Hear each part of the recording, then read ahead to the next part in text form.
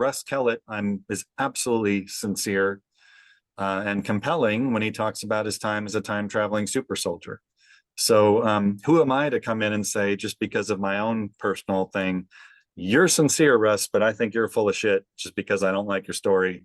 Right. So that's where I don't find it particularly convincing anymore, just from a personal sense, when someone's just sincere. I don't know what's really happened, but what we clearly know from psychology and sociology is people can be awfully sincere about things that didn't really happen.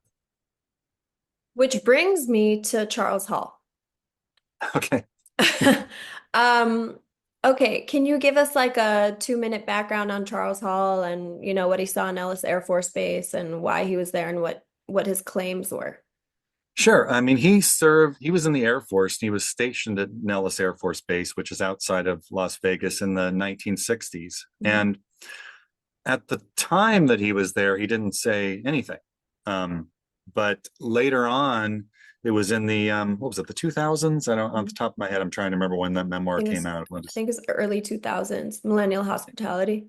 Millennial Hospitality, yeah. But Hall claims, so I always think it's important because there are a lot of these types of tales that we have no record of Hall reporting to his superiors at Nellis Air Force Base, hey, who are these weird dudes hanging out in the mess hall? That it was later on, when he released Millennial Hospitality, that he claimed that in fact the whole time he was working at Nellis Air Force Base, he was working alongside these aliens that he ultimately called the Tall Whites, which were look to me, when I see images of them, almost like if you took George Adamski's aliens and the aliens of the abductees and put them in a blender, because they had very whitish gray skin, but they were taller than the little gray guys were supposed to be.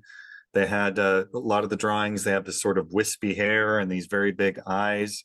So they were, and that description of tall whites has become also popular since Hall's story.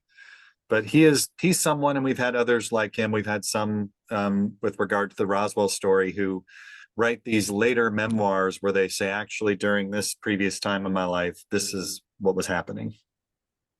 Okay, so Charles Hall's Tall Whites, don't they also look like like Billy Meyer's Nordics? They do.